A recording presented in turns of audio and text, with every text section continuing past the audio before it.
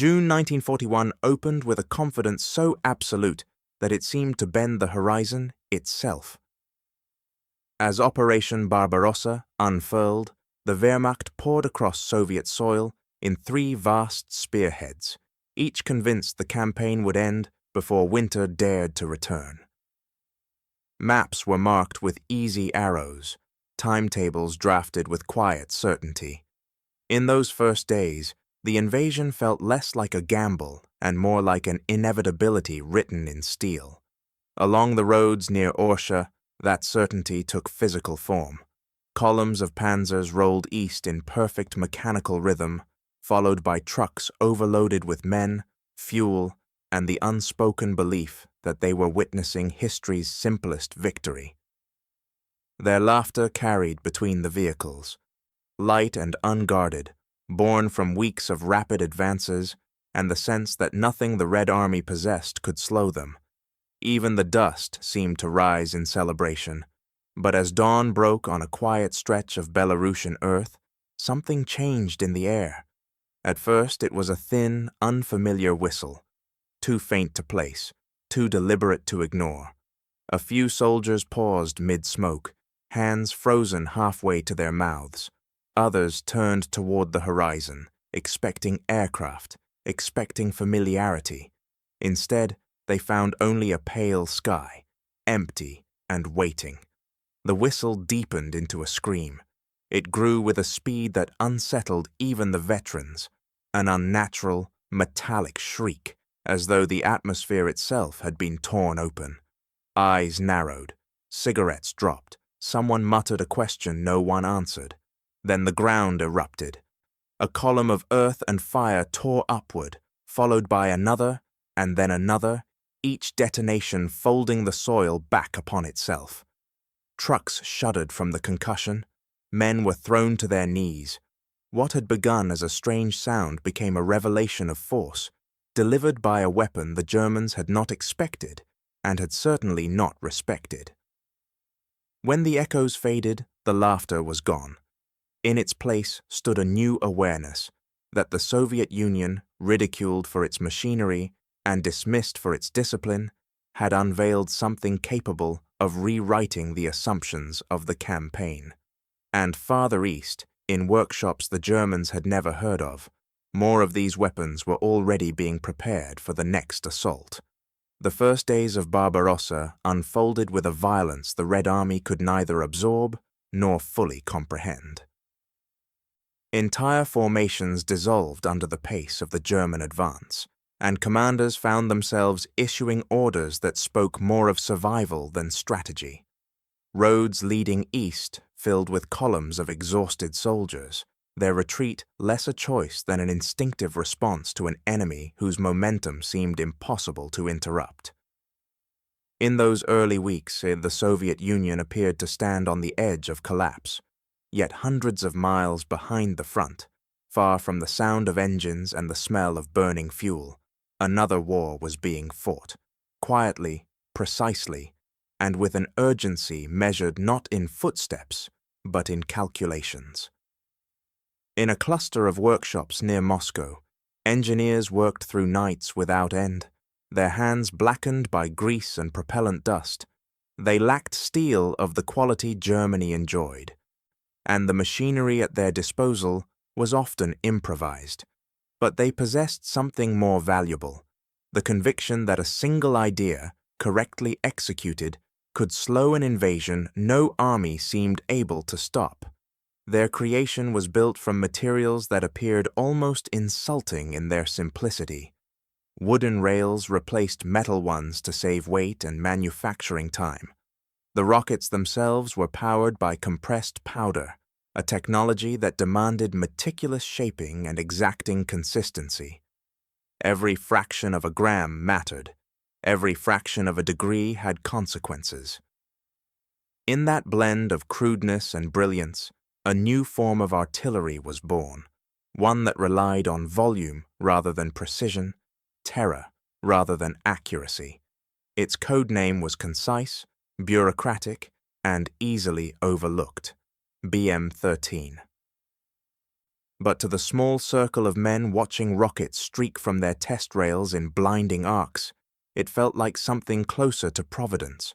They saw what the Germans did not: a weapon that could be built quickly, transported easily, and unleashed with a force that no conventional artillery battery could match.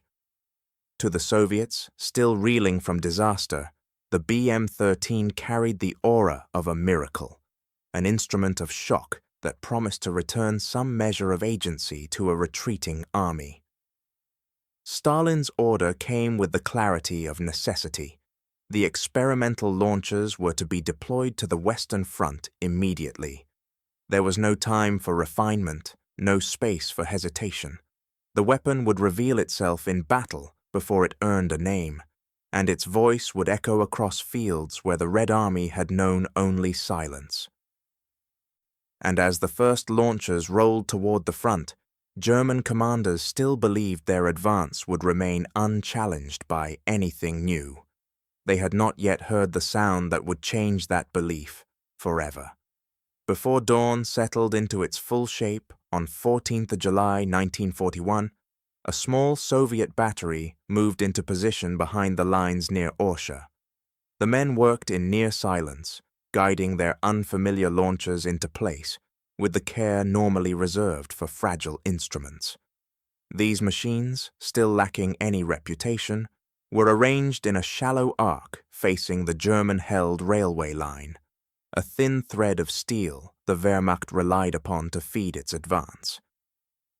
The soldiers knew little of what they carried, only that it was new, untested in battle, and entrusted to them alone. At the center of the battery stood Captain Ivan Flerov, a young officer whose composure hid the gravity pressing on his shoulders. He double-checked the coordinates marked on the grease-stained map before him, aware that any error would waste both effort and opportunity. His hands trembled, not from fear of combat, but from the burden of debuting a weapon no one fully understood.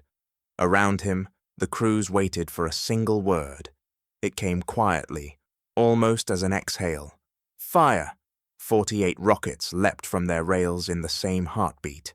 For a moment they rose in clean formation, red tails cutting identical paths through the morning air. Then came the sound, a drawn-out mechanical wail that defied comparison. It was neither artillery nor aircraft, neither whistle nor roar. It was something new, something vast, as if the atmosphere itself resisted their passage. Across the railway line, German troops looked up in confusion. Their war had been loud, but never like this. Before recognition could settle, the rockets struck. The ground heaved under the impact as sheets of flame rolled across the embankments. Supply cars ignited. Ammunition detonated in rapid succession. In the chaos that followed, positions that had seemed secure only moments before simply ceased to exist. Reports written later by shaken survivors spoke of unearthly howling and total annihilation, phrases that betrayed a rare loss of composure. The Wehrmacht had braced for Soviet artillery, predictable, familiar, and often poorly supplied. What they encountered instead felt closer to a natural disaster given human intent. And as the smoke drifted over the ruined tracks, one truth became unmistakable. The weapon had spoken, and the Germans had only heard its first sentence. In the weeks before the first Katyusha barrages tore across the Eastern Front, German intelligence painted a reassuring picture. Reports circulated through headquarters describing Soviet rocketry as crude, unreliable, and effectively harmless. Analysts noted the use of wooden frames, inconsistent propellants, and questionable tactical value. In a campaign defined by momentum, these assessments offered commanders a comforting narrative. Whatever the Soviets were building posed no meaningful threat to the Wehrmacht's advance. On the front lines, that narrative took on a lighter tone. Soldiers huddled around field stoves repeated the rumors with amusement. Some spoke of Stalin's fireworks, imagining rockets sputtering harmlessly into the dirt. Others joked that if the Red Army wished to celebrate its own retreat, they were welcome to light the sky. The humor revealed something deeper, a belief that the enemy was technologically inferior, trapped in a world of outdated machinery and factory shortages. The war, in those early days, appeared almost predetermined. The confidence extended back to the engineers and artillery officers who formed the intellectual backbone of the German war machine. For them, superiority was measured in exactness, the clean geometry of the 88mm gun, the synchronized descent of the Stuka, the mechanical discipline that defined German doctrine. These weapons embodied precision, efficiency, and predictability. Against such instruments, the idea of hurling volleys of unguided rockets seemed almost whimsical, more spectacle than strategy. Even those who acknowledged Soviet ingenuity assumed it would never match the rigor of German engineering. Meanwhile, Soviet morale looked fractured from a distance.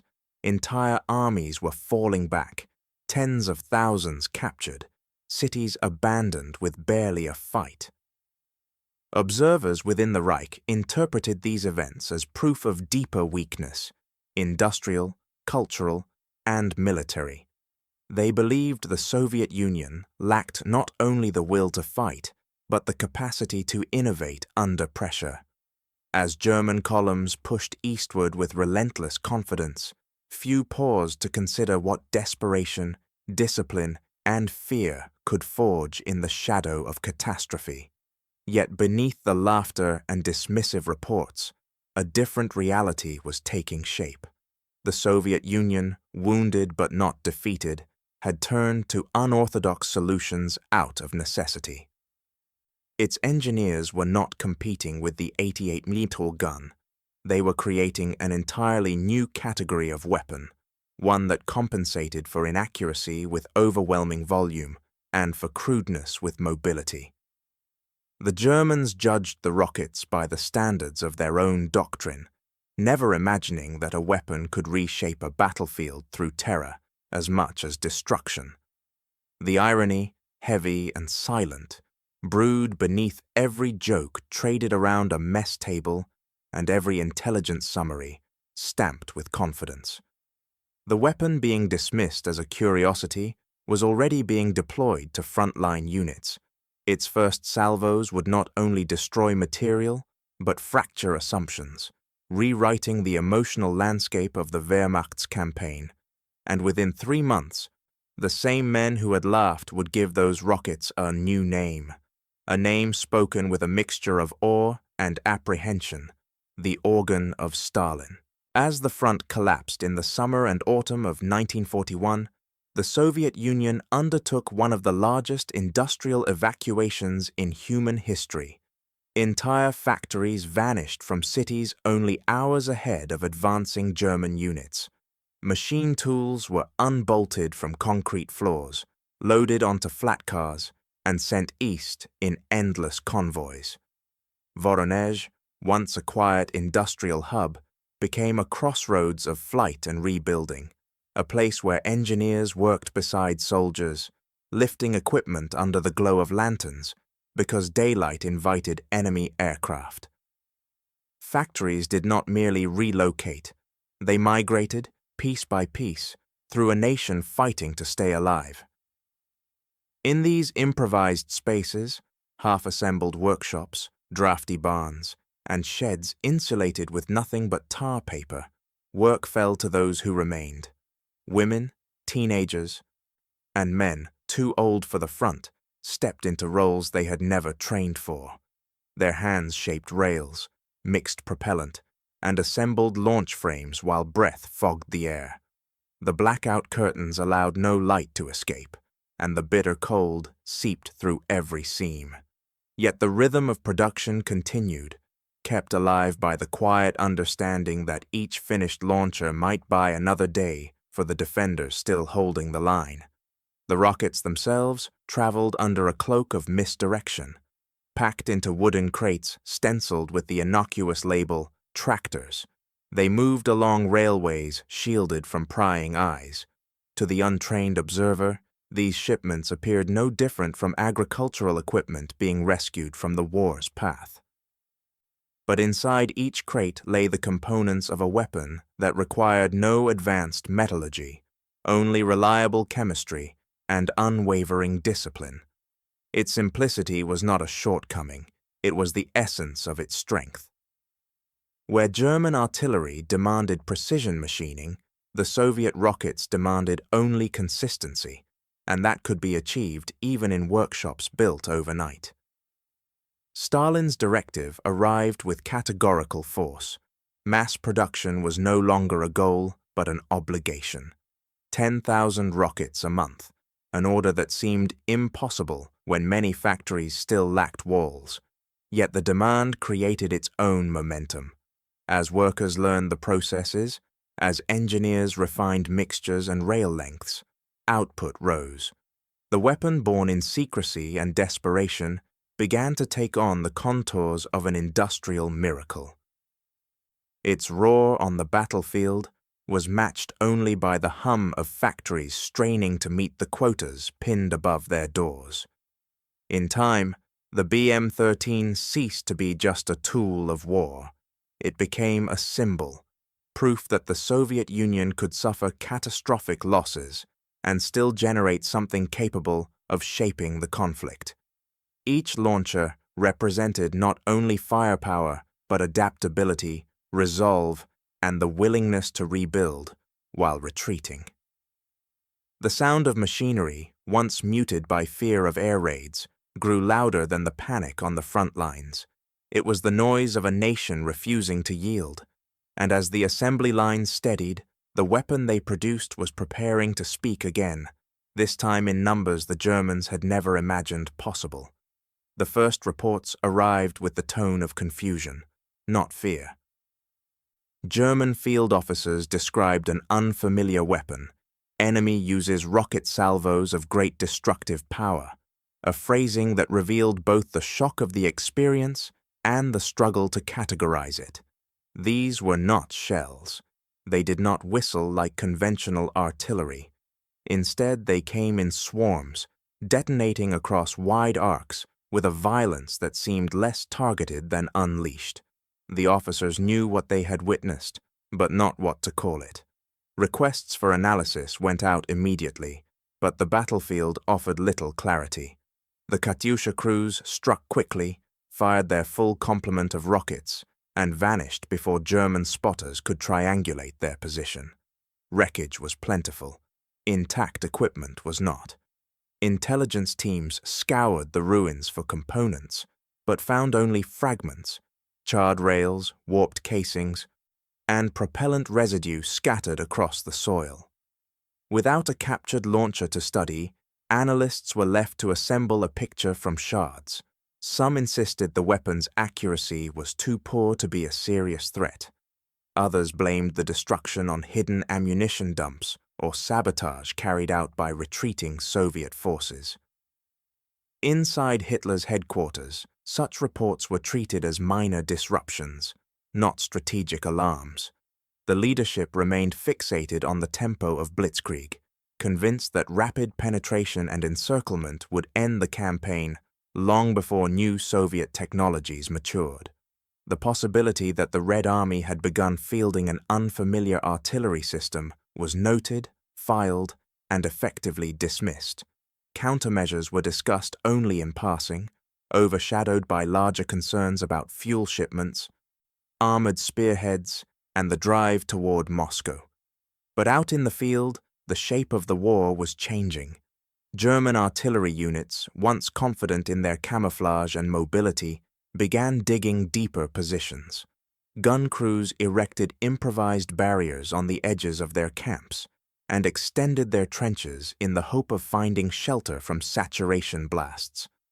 Soldiers who had joked months earlier now lingered in silence when the sky fell quiet at dawn, the hour when the rockets most often struck. The front lines grew more disciplined, not from doctrine, but from unease. Curiosity, however, survived longer than fear.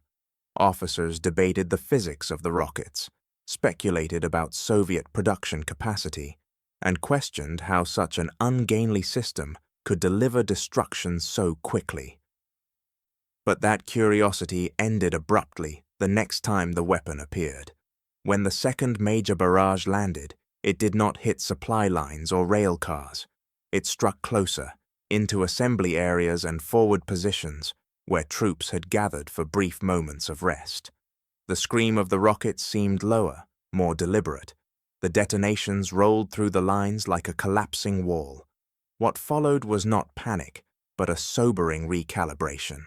The German army had encountered a weapon that disregarded their expectations, one that forced hardened troops to listen to the sky for warnings they could not interpret. The laughter that had once accompanied talk of Stalin's fireworks no longer surfaced in the trenches, and as each new report crossed the desks of German commanders, a quiet question began to emerge. If this was only the beginning, what would the next stage bring? As the summer of 1941 bled into autumn, Soviet engineers returned to the work that had begun in secrecy months earlier. Now, however, their challenge was no longer to create a weapon, it was to refine one.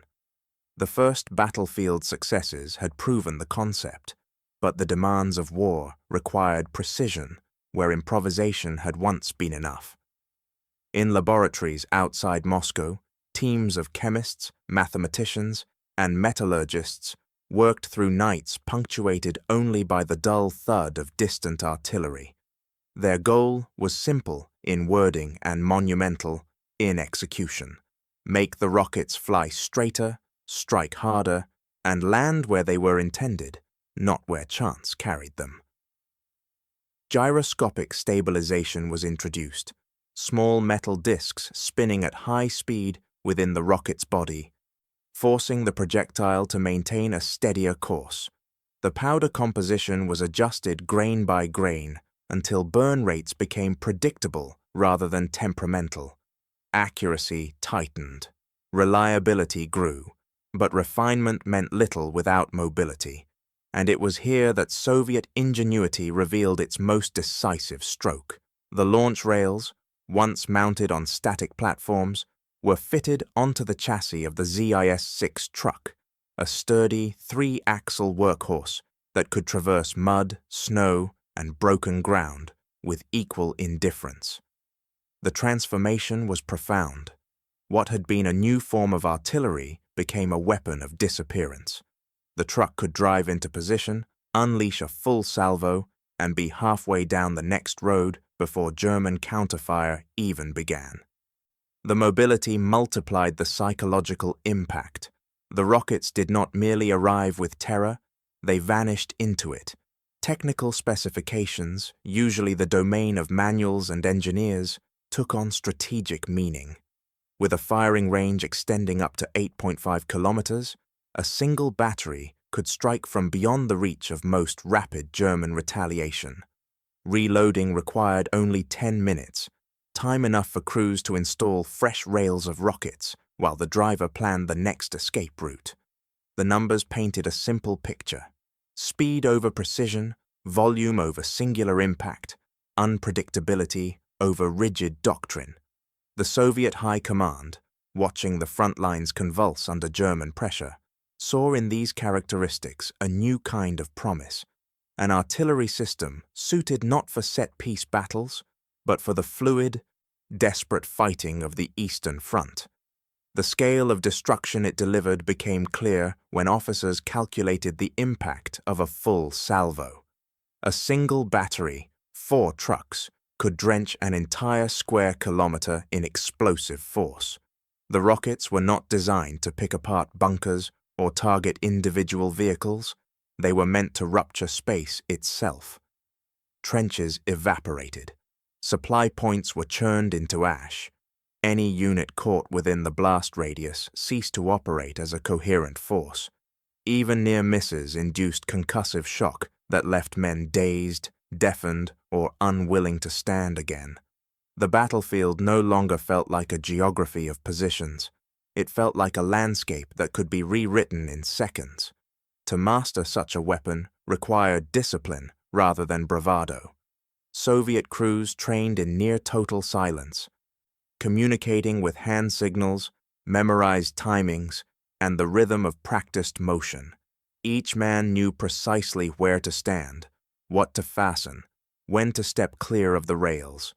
It was a choreography of caution, because the weapon they controlled demanded respect.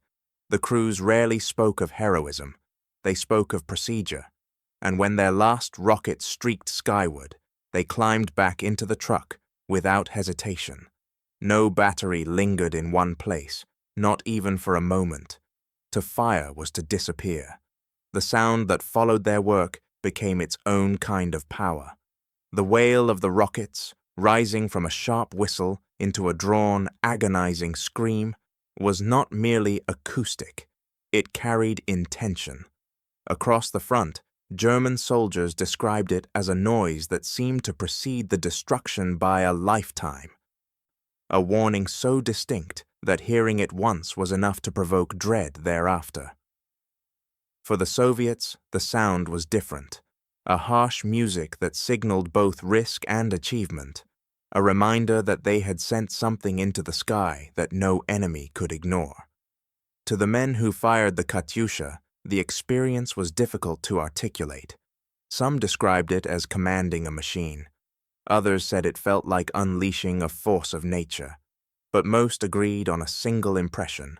When those rockets ascended, trembling the air with their unearthly cry, it was as if they were directing a storm rather than operating a weapon.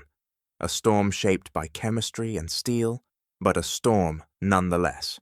And as that storm grew in strength and number, it prepared the way for a new phase of the war, one in which the balance of fear would shift, if only for a moment, toward the east. By autumn of 1941, as the leaves turned brittle and the first threads of frost crept across the fields, a new pattern formed on the German operational maps. It did not mark cities taken or rivers crossed, nor did it represent Soviet fortifications. Instead, it appeared through reports written in hurried script, each carrying the same unsettling phrase, terror rockets. Command posts across the Eastern Front received these dispatches with increasing regularity. Brief, disjointed accounts describing sudden barrages that tore open positions once considered secure. The weapon remained elusive, its silhouette seldom seen, its signature unmistakable. Morale in certain sectors began to dip in ways that surprised even seasoned officers. It was not the scale of the casualties that unsettled units, but the manner in which the destruction arrived, without warning, without pattern, and without the distant thunder of conventional Soviet guns. Soldiers who had marched confidently into the Soviet Union in June now found themselves glancing upward whenever the wind shifted.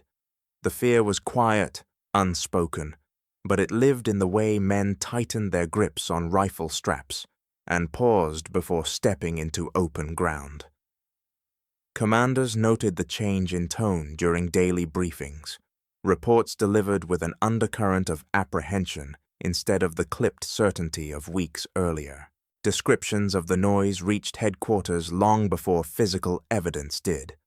One sergeant wrote that the rocket sounded like 1,000 souls screaming across the sky, a line that would circulate unofficially among the men, gathering weight as it traveled from trench to trench. To some, the sound evoked a mechanical shriek. To others, the howl of something primeval. The interpretation mattered less than the response. Whenever that rising wail echoed across the horizon, conversation fell silent, helmets lowered, heads turned.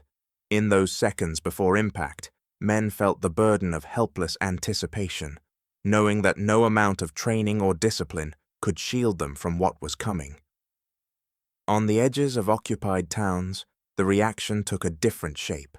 Civilians living under German control, already navigating the hazards of occupation, began to whisper about the rockets in terms that blended folklore with hope. They spoke of retribution, of celestial fire, of a force that might one day break the occupation's hold.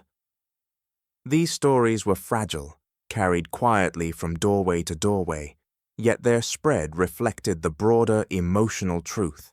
The weapon's power extended far beyond the battlefield. It reached into the psychology of those who witnessed the war from its margins. The Soviet leadership recognized this growing legend long before it reached its full intensity. Propaganda units seized upon the aura surrounding the BM-13 and recast it into a symbol of national resilience. Newspapers, posters, and radio broadcasts described the launchers as instruments of righteous vengeance, their deafening barrages characterized as music. "The Stalin organ plays for victory," one slogan proclaimed, pairing triumph with inevitability. The message resonated deeply among Soviet citizens who saw in the weapon not just firepower, but the promise that industry, improvisation, and determination could reshape the course of a collapsing front. Inside German intelligence circles, the tone shifted from dismissive to urgent. Counterintelligence officers demanded precise technical breakdowns, insisting that the weapon's psychological effect alone warranted immediate study.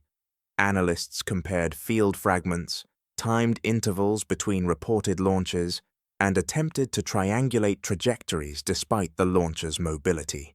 Yet for all the effort, conclusions remained vague. The rockets were too crude to fit existing categories of artillery, yet too effective to be overlooked. The absence of a captured launcher left the analysts reluctant to propose countermeasures, and the sense of uncertainty only deepened the unease filtering through German ranks. Behind each explosion, another realization solidified, a truth rarely spoken aloud but widely understood. Fear had become a military asset. The Soviets had crafted a weapon whose impact extended beyond its blast radius into the decisions, expectations, and imaginations of those who faced it. Each salvo did more than churn the earth. It reshaped the mental terrain of the front, and as winter approached, the question looming over German command was no longer how the rockets worked, but where they would strike next. By the beginning of 1942, the landscape of the Eastern Front had changed in ways that would have been unthinkable only months earlier. The German advance had slowed under the weight of winter, supply failures, and the growing resilience of Soviet defenses. But something else was shifting, a quiet numerical tide rising behind the lines. Where once a handful of Katyusha batteries had operated in scattered secrecy, now more than 1,000 existed. Their presence rippled across the front like distant thunder, each new battery another node of fire waiting to be called upon. In a war defined by attrition, this proliferation signaled a profound transformation. The weapon that had begun as an experiment was becoming an instrument of national strategy. With expansion came evolution. Soviet engineers, no longer working in makeshift sheds, but in relocated industrial complexes hardened for wartime production, unveiled new models with increasing regularity. The BM-8 offered smaller, faster-firing rockets suitable for light vehicles. The BM-31 delivered heavier warheads capable of tearing apart fortified positions with brutal efficiency. Each design refined a different facet of the concept: range, payload, mobility, creating a family of weapons unified not by appearance, but by philosophy. These were launchers built to overwhelm, to saturate, to break the rhythm of enemy operations. Their existence forced the Red Army to reconsider how battles were fought and how victory might one day be reclaimed. The growing confidence in these weapons found its most dramatic expression in the emergence of dedicated mobile rocket brigades. Composed of dozens of launch vehicles, each brigade traveled with tank corps during deep operations, ready to unleash concentrated fire in the heart of an offensive. Their role was unlike anything the artillery arm had seen before. They were shock units, not supporting formations. When Soviet armored columns prepared to break through a defensive line, the rocket brigades cleared the path with a single deafening volley.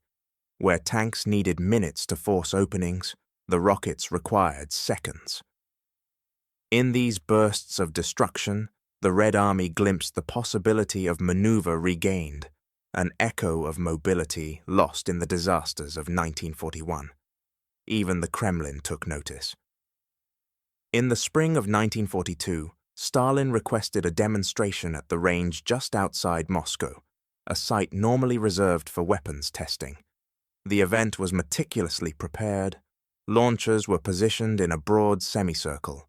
Engineers briefed commanders. The air carried a tension that came not from uncertainty, but anticipation. When the signal was given, the rockets rose in disciplined arcs, their voices merging into the now familiar mechanical howl. Stalin watched without expression, but the officers standing behind him understood what that silence meant. The weapon had crossed a threshold. It was no longer a novelty or an emergency measure. It was something to be multiplied. The order that followed was characteristically direct. Mass synchronized strikes would become standard practice. Instead of isolated batteries firing brief salvos, entire divisions of launchers would unleash coordinated waves of rockets across enemy positions. The logic was simple. If one battery could shatter a company, then 100 batteries could break an entire sector of the front. The Soviet command structure began drafting new doctrines, refining communication signals, and preparing logistical chains capable of feeding thousands of rockets into the brigades each day. Engineers worked to ensure that every launcher, regardless of model, could fire in harmony. What emerged was not just a new tactic, but a new philosophy of warfare, destruction delivered at scale, choreographed with the precision of an industrial process. On the receiving end, the effect was immediate and staggering. German soldiers had already grown wary of the single battery strikes of 1941. Now they faced bombardments that seemed to stretch from one horizon to the other. Survivors spoke of walls of flame kilometers wide, descriptions that blurred the line between military reporting and something closer to omen. Positions that had been fortified over weeks dissolved in minutes. Communication lines failed. Morale wavered. The Wehrmacht, once confident in the discipline of its formations, found those formations shaken by forces that arrived too quickly and left too little behind. In these months, something intangible shifted within the Red Army. The weapon that had once been a symbol of desperation became a symbol of resurgence. Its sound, shrill, layered, unmistakable, carried meaning for those who heard it from the safety of their own trenches. It was the sound of a nation reclaiming initiative, of an army rediscovering momentum. In a war where silence often meant uncertainty, the Katyusha's roar announced clarity, and as the launchers multiplied across the front, synchronized in purpose and relentless in use, the Red Army found a new voice, one carried not by words, but by fire. A voice that would soon speak even louder as Soviet offensives gathered strength and began to turn the arc of the war westward. By the winter of 1942, the German Sixth Army had carved its way into the shattered streets of Stalingrad, believing the city's ruins would soon yield to their advance. What they found instead was a labyrinth, factories reduced to skeletal frames, stairwells ending in open air, and entire districts transformed into fields of rubble where every brick concealed a defender. The campaign, once envisioned as a swift seizure of an industrial hub, had become a grinding contest of attrition. Frost clung to broken concrete like a second skin, and the wind carried the rattle of distant gunfire through streets that no longer had names. Soviet commanders watched the struggle unfold with grim calculation. The German grip on the city tightened by the day, but so too did the Red Army's preparations for a counterstroke that stretched far beyond the ruins. Behind the Volga's frozen banks, divisions assembled quietly. Ammunition was stockpiled, fuel reserves were hoarded with care, and within the forests and gullies north of the city, a formation gathered that the Germans could not see. Rows upon rows of rocket launchers, their rails angled toward the western bank. They waited under camouflage nets and branches, engines cooled, crews disciplined by long months of training. Their purpose was not to contest the streets. It was to reshape the battle entirely. The scale of the deployment was unprecedented. Where earlier assaults had relied on a handful of Katyusha batteries, this moment summoned thousands. Trucks bearing the familiar racks, some holding 16 rails, others 24, arrived continuously along dirt tracks, their headlights covered in cloth, their drivers guided by whispered commands. The movement was orchestrated with an urgency born of survival. Every launcher was another fragment of strength, gathered for the blow that might turn the tide at last. Even the men tasked with positioning them understood the magnitude of their presence. The silence felt less like restraint and more like anticipation.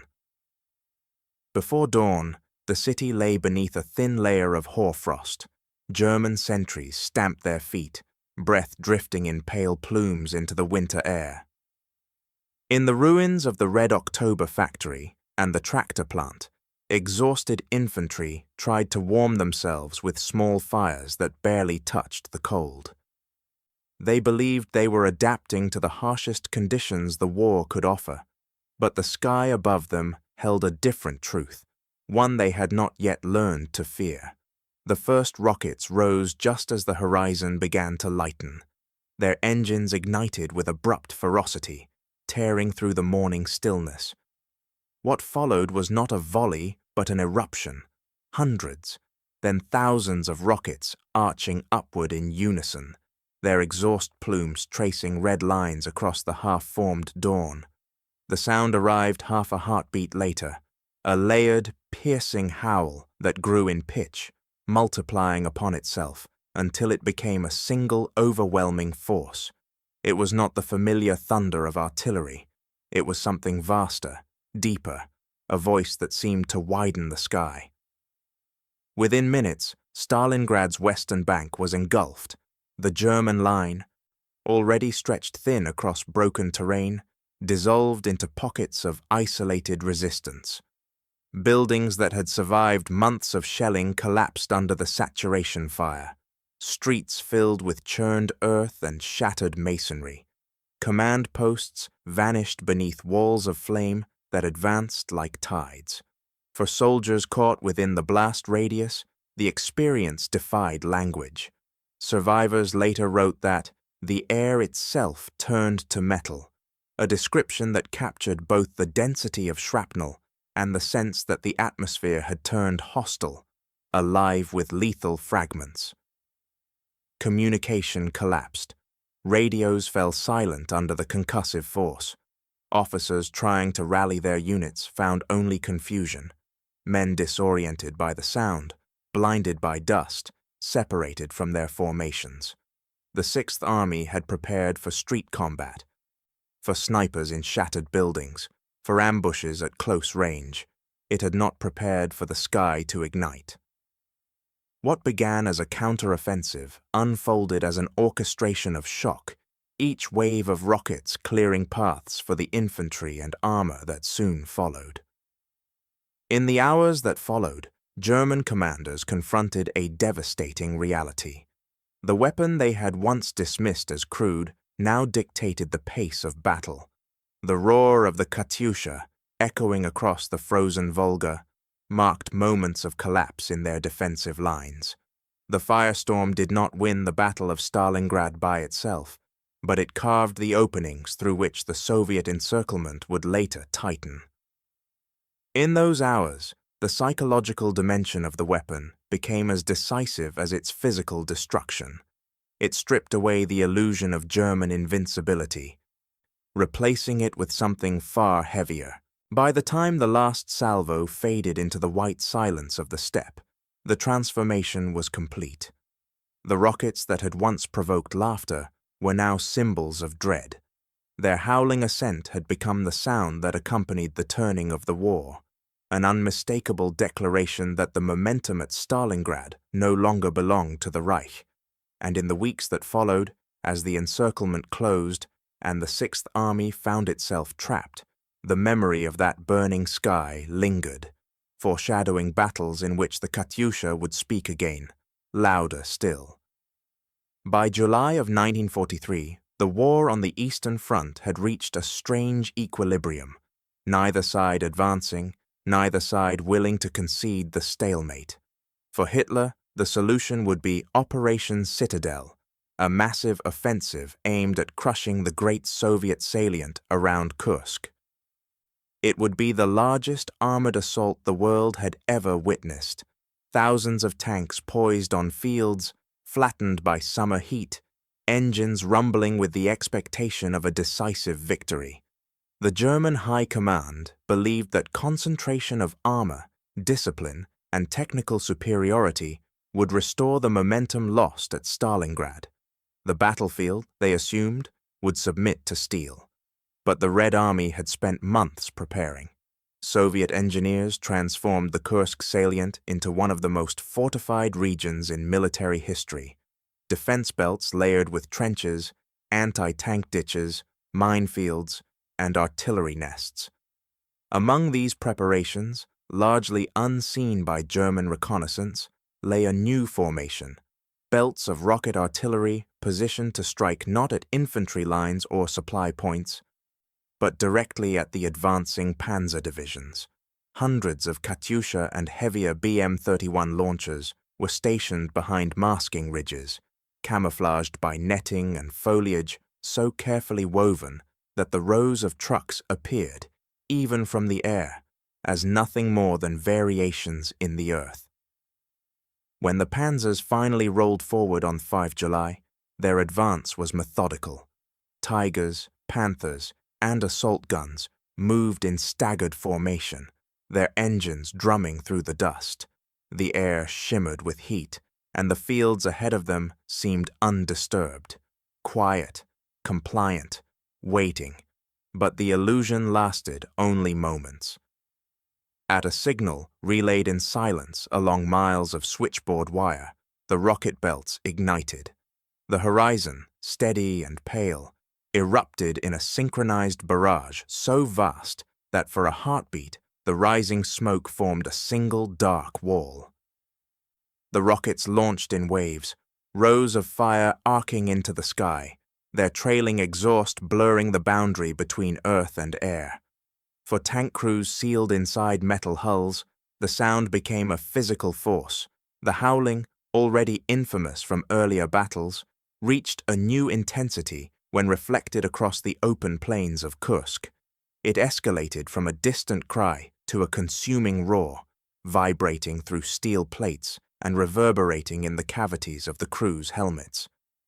Many later wrote that they could not tell whether the noise came from above or from within the machines themselves.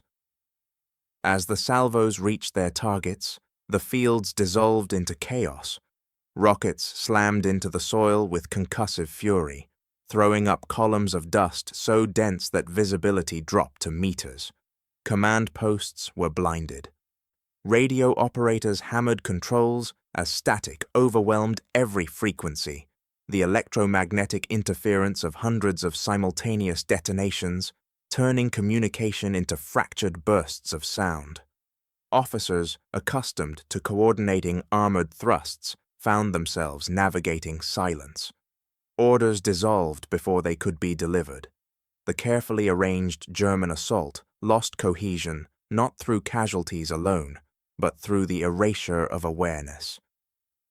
Inside the tanks, disorientation spread quickly. Drivers could no longer see the earth in front of them. Gunners fired at shadows or ceased firing altogether. Commanders raised periscopes only to withdraw them instantly, as dust and fragments struck the glass. Many crews, fearing ambush, halted their vehicles entirely, an instinct that transformed the armored vanguard into stationary silhouettes. And still the barrage continued, rolling across the plain like a storm unwilling to pass. For the Soviets, this moment was more than preparation. It was opportunity. Under the cover of their own artificial thunder, infantry detachments advanced from trenches, weaving through the clouds of dust. Anti-tank guns, once concealed, opened fire from flanking positions. Reserve tank units surged forward, engines muffled by the lingering noise of the rockets. In this choreography of fire and movement, the Red Army seized the initiative, striking at a German force still struggling to comprehend the scale of the disruption. The Battle of Kursk would continue for days, marked by the clash of steel at Prokhorovka and the grinding attrition that defined the Eastern Front. But the first hours set the tone. The Soviet defenses had held. The German armored spearhead, designed to pierce the salient in a single decisive thrust, instead found itself fractured by a weapon once dismissed as crude. The Katyusha had not destroyed the panzers through direct impact alone. It had severed the nerves of an offensive that relied on timing, clarity, and communication. In the aftermath, historians would mark Kursk as a turning point, a tactical victory that carried a deeper moral weight. It was the moment when the direction of the war no longer depended on German initiative, but on Soviet momentum. The plain once expected to host a demonstration of German dominance instead bore witness to its undoing. And as the smoke drifted across fields scorched by rockets and torn by treads, one truth settled across both armies. The storm that began in secrecy 2 years earlier had reached its full voice, and it was still gathering strength for what came next. By June of 1944, the Red Army stood on the threshold of a campaign that would dwarf all its previous offensives.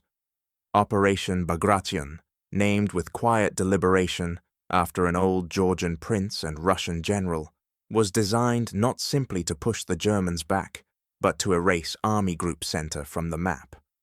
The Soviet High Command had studied every river, every road, every timberline through Belarus. They understood the value of momentum, timing, and the psychological weight of shock. And at the heart of their plan stood a weapon now synonymous with the transformation of the Eastern War, the Katyusha. When the offensive began, it did so not with a subtle probing attack, but with a calculated deluge. In the opening hours alone, more than 7,000 rocket launchers, BM-13s, BM-31s, and the lighter BM-8s unleashed their salvos across a front stretching hundreds of kilometers. The roar rose in overlapping waves, folding into itself until individual launches could no longer be distinguished. For those on the receiving end, the sound took on the force of inevitability, a thunder that began at the horizon and rolled toward them, with neither pause nor mercy. The air trembled, the earth shuddered. What began as a weapon of terror had become the overture to a military cataclysm.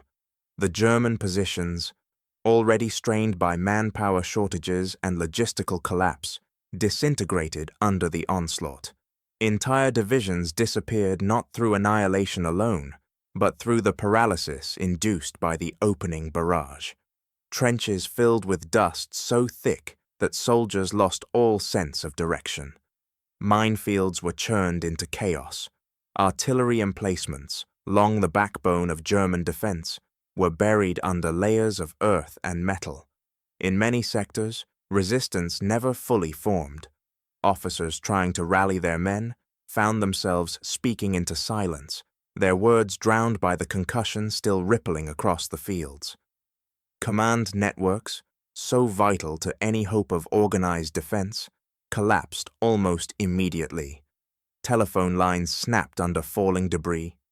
Radio operators, overwhelmed by static and interference, sent out fragments of messages before their equipment failed entirely.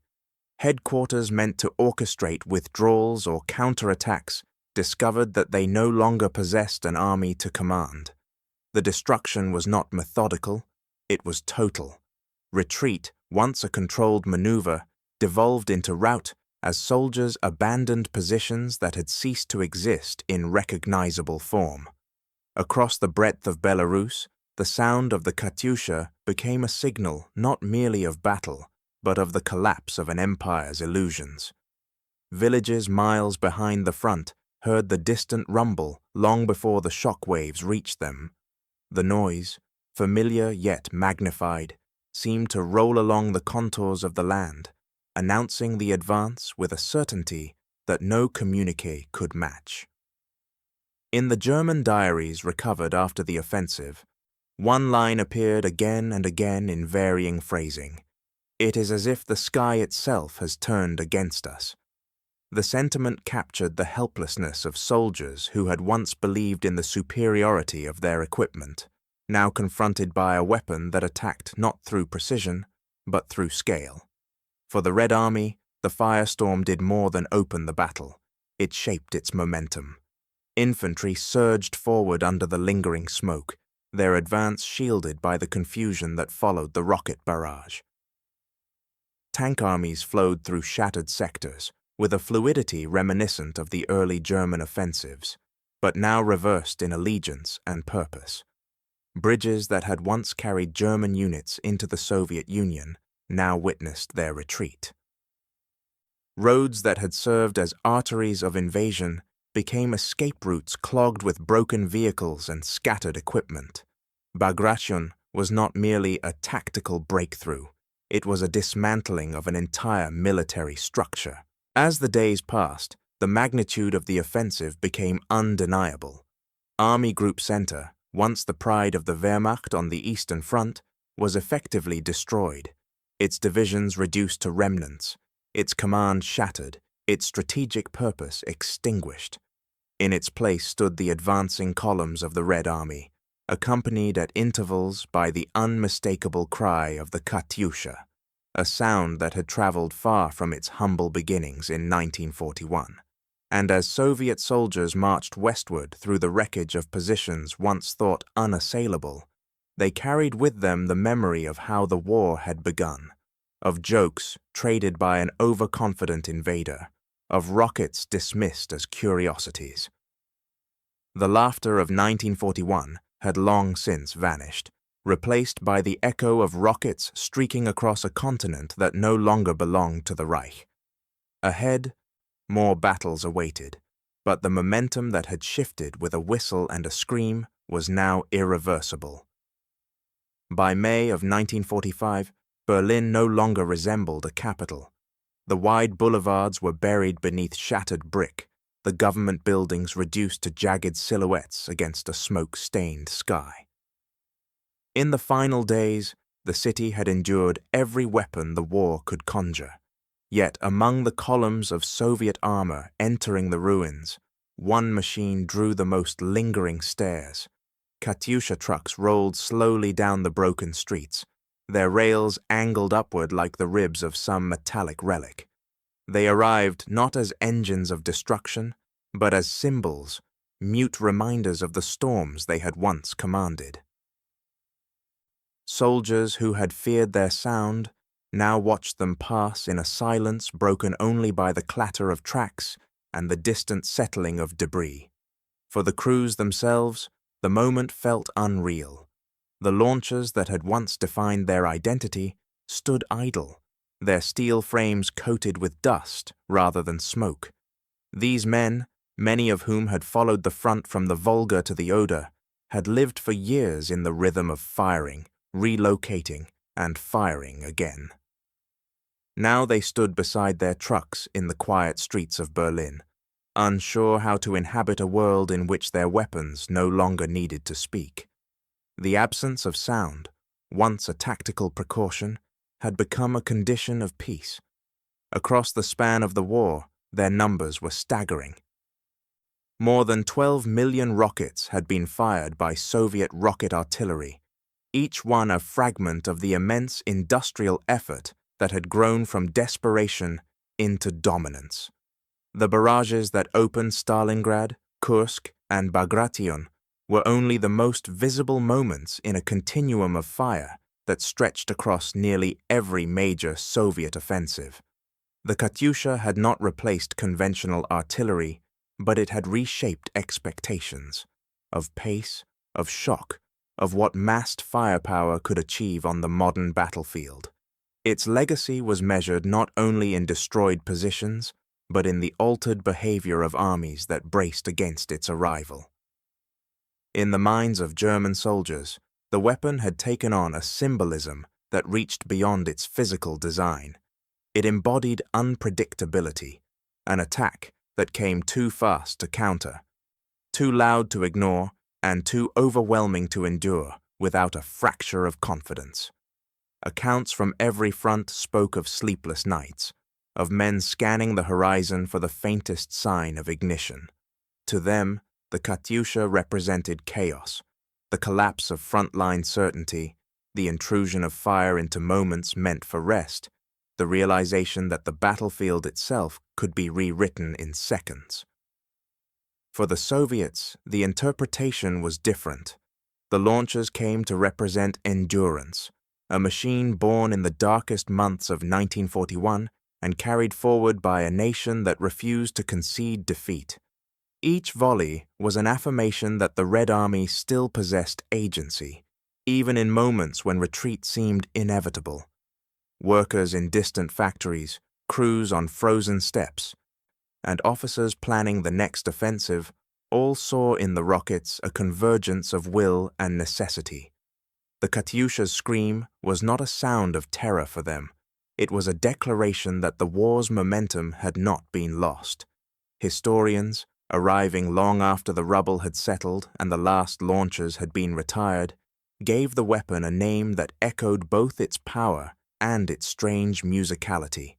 They called it the Orchestra of Fire, a phrase that captured its synchronized devastation and the haunting sound that preceded it.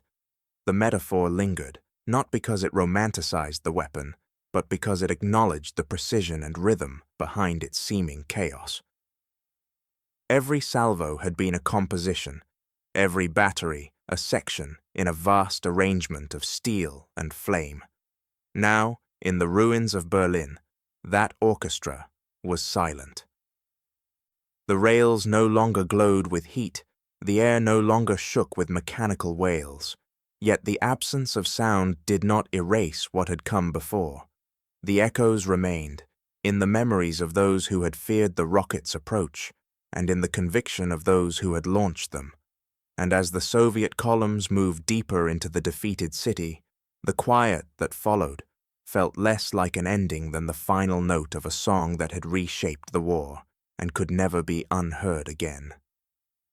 When the guns of 1945 finally fell silent, the Soviet Union did not pause to savor its victory. The devastation of the war had carved deep scars across the country, but it had also proven the value of ideas forged under pressure. Among them stood one weapon whose influence extended far beyond its physical form. The Katyusha, once assembled in freezing sheds and rushed to the front in wooden crates, had become a symbol of Soviet innovation under duress. In the immediate post-war years, Stalin demanded that this legacy not merely be preserved, but expanded. The order was unambiguous: improve the design, refine the science, and ensure that the next conflict, if it ever came, would be met with an arsenal far more efficient than the one that had helped turn the tide of the last. The first major successor appeared in the form of the BM-24, a heavier, more powerful launcher capable of hurling 240 mm rockets far beyond the range of its wartime predecessor. Gone were the wooden rails and improvised truck mounts. In their place stood stabilized platforms, hydraulic adjustments, and rockets shaped by more advanced metallurgy. These systems fired slower than the wartime Katyusha, but with a force that dwarfed the original salvo. They reflected a shift from improvisation to doctrine, an acknowledgement that rocket artillery was now a permanent arm of the Soviet military, not an emergency measure born from national crisis. Then came the design that would define the Cold War's rocket artillery landscape, the BM-21 Grad. Introduced in the early 1960s, it combined the mobility of the original Katyusha with the precision of post-war engineering. 40 tubes lined the truck's rear deck, capable of launching rockets at intervals so rapid that an entire firing sequence lasted only seconds. Its range, reliability, and durability made it one of the most widely produced artillery systems in history. In its silhouette, one could still trace the ancestry of the BM-13, the angled rails, the reliance on mobility, the philosophy that shock and saturation could shape a battlefield more decisively than single, precise strikes. Across the world, Western militaries took notice. The same nations that had once laughed at Soviet primitive rockets began, in the late 1940s and early 1950s, to assemble research teams dedicated to understanding how a weapon of such crude origins had achieved such sweeping influence. American, British, and French engineers studied captured launchers, running tests on recovered rocket casings and analyzing the burn patterns of their propellant. Their conclusions were consistent. The Soviet approach, though simple, held profound tactical value. Its effectiveness did not depend on accuracy, but on volume, mobility, and the psychological effect of overwhelming force. Within a decade, NATO fielded its own multi-barrel rocket artillery systems, a tacit admission that the doctrine first written in Soviet factories had rewritten the expectations of modern war. The echoes of the Katyusha soon returned not only in laboratories, but on battlefields across the emerging Cold War world. In Korea, massed rocket salvos carved through ridgelines and valleys, with the same unearthly scream that had once terrorized German infantry outside Orsha. In Vietnam, rockets launched from improvised platforms struck bases and airfields with saturation fire that owed its lineage directly to wartime Soviet designs. Later conflicts in the Middle East, Africa, and Asia repeated the pattern. Wherever armies sought to disrupt, disorient, or overwhelm, the principles born in 1941 reappeared, muted by distance, shaped by new alloys, but unmistakably present. Military doctrine evolved around this reality. Saturation fire, once a desperate attempt to compensate for imprecision, became a central concept in modern combined arms operations. Commanders learned to pair rocket barrages with armored thrusts, airborne assaults, and electronic warfare. Entire branches of study emerged to understand how massed fire could break not just defensive lines, but the cohesion of units subjected to repeated psychological shock. In this sense, the Katyusha's influence exceeded even its destructive capability. It reshaped how armies thought, how they planned, and how they measured the power of artillery. What had begun as a weapon built from scarcity, wooden rails, simple chemistry, hurried assembly, transformed into a global doctrine embraced by nations with vast industrial resources. The Katyusha's principles crossed borders, ideologies, and decades. It was no longer simply a machine. It was a philosophy that speed, surprise, and concentrated force could achieve what precision alone could not. And as the Cold War unfolded, its legacy lingered in every battlefield where a sudden wail rose across the horizon, a reminder that the weapon born of desperation had not merely survived history, it had reshaped it. In the long memory of the Second World War, few weapons occupy a place as paradoxical as the Katyusha. To some it is a legend, an icon of resistance forged in the darkest months of 1941. To others, it stands as a warning, a reminder that innovation in war rarely grows from stability or confidence, but from fear. Its silhouette, simple and angular, tells a story that reaches beyond engineering. It speaks to the psychology of nations under threat and to the unpredictable paths that desperation can carve through history. The weapon's evolution reveals a truth often overlooked in military chronicles. Technology accelerates most violently when survival is uncertain. Under relentless pressure, ideas that might have taken decades are compressed into months. The Katyusha was born from such compression. The Soviet Union, reeling from catastrophe, could not afford precision, specialization, or luxury. It required volume, mobility, and terror. What emerged was not elegant, but it was transformative, a machine that channeled industrial urgency into fire. In its rising scream, one can still hear the echo of a nation fighting to recover its breath. For Germany, the lesson unfolded along a more familiar arc. History has shown that arrogance is a quiet predator, often mistaken for confidence. In 1941, German soldiers laughed at the notion of Soviet rockets. Intelligence reports dismissed them as crude fireworks, incapable of shaping the battlefield. The Wehrmacht, hardened by victories across Europe, believed it understood war's dimensions. Yet within those early assumptions lay the seeds of surprise. Underestimation, a flaw as old as conflict itself, blinded them to the possibility that something so simple could wield such disproportionate force. When the first salvos fell near Orsha, the laughter ended abruptly. Word spread not through official channels, but through the stories of shaken survivors, accounts of a sound that tore through the sky like metal being bent beyond its limit. What began as a toy in the imagination of German frontline troops became, through repeated experience, the most feared acoustic signature of the Eastern Front. Veteran divisions learned to recognize the rising wail, to brace against the seconds of helplessness that followed. The weapon that had once been a subject of jokes now marked the threshold between order and chaos.